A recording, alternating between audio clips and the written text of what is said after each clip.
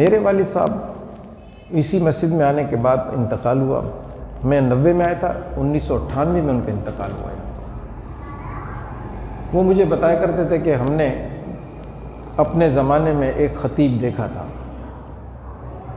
آپ کو بھی یاد آ گیا ہوگا. میرے والد صاحب مجھے کہتے تھے، چونکہ میں ممبر پر بیٹھ کے تقریر کرنا شروع کی تھی، تو کہتے بھائی خطیب ہم نے دیکھا تھا. تو وہ نام لیتے تھے حضرت عطا اللہ شاہ بخاری رحمۃ اللہ علیہ کا. اور وہ زمانہ کم از کم بھی 60 سال پرانی بات ہے، اس سے بھی زیادہ. وہ کہتے ہیں کہ بخاری صاحب کا زمانہ وہ تھا کہ کمیونیکیشن نہیں تھی، ریڈیو نیا نیا سب کے پاس بھی نہیں ہوتا تھا. تو کس کو معلوم ہوتا تھا کہ کہیں جلسہ ہوگا کسی مولوی صاحب کا؟ اور سواریاں بھی ایسی نہیں تھی، روڈ راستے بھی ایسی نہیں تھے، اور کسی کو میسر بھی نہیں تھا.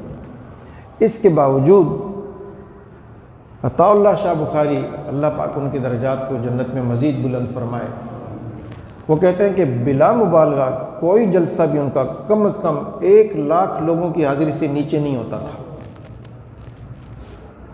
صرف پتہ چلتا تھا لوگوں کو، دور دراز سے لوگ پہنچ جاتے تھے.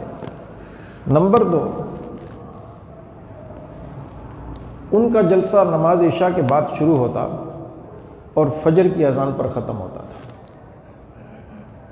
مجھے نہیں پتا کسی نے اور بھی سنا یا نہیں، یہ حقائق ہیں، قصہ کہانی نہیں ہے.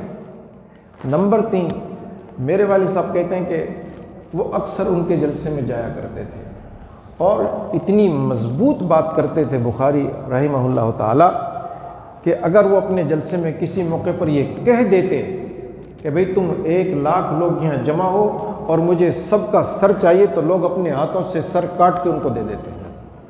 اتنی مضبوط بات کرتے تھے. ایسے ایک مرتبہ ان کا جلسہ، وقت گزرتے ہوئے فجر ہو گئی. فجر سے ذرا پہلے کوئی دیہاتی دور پرے سے، جس نے سفر کیا ہوگا اس کے لیے، پہنچتے پہنچتے پہنچتے پہنچتے جلسہ ختم ہو گیا.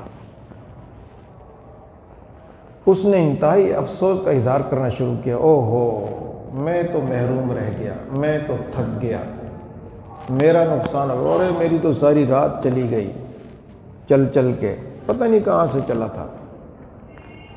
اتفاق سے اس کا ٹکراؤ ہی بخاری صاحب سے ہوا.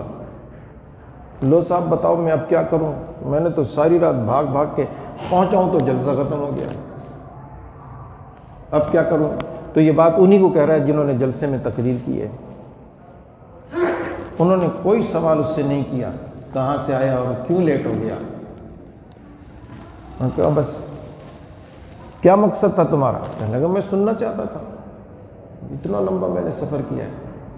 تو کہا بیٹھ جاؤ،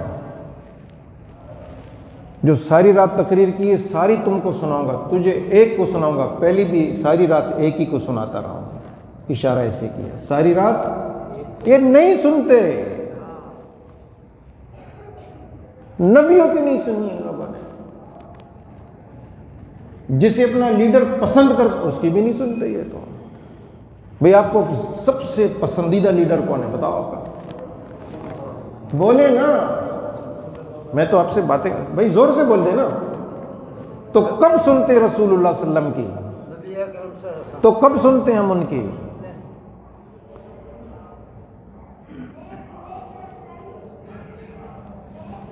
ہم تو ان کی سنی اور انسنی کرتے ہیں. اللہ معاف فرمائے. اللہ ماشاءاللہ اگر کوئی ایک آدھ دو سنتے ہیں، استثنائی شکل ہر زمانے میں رہی ہے.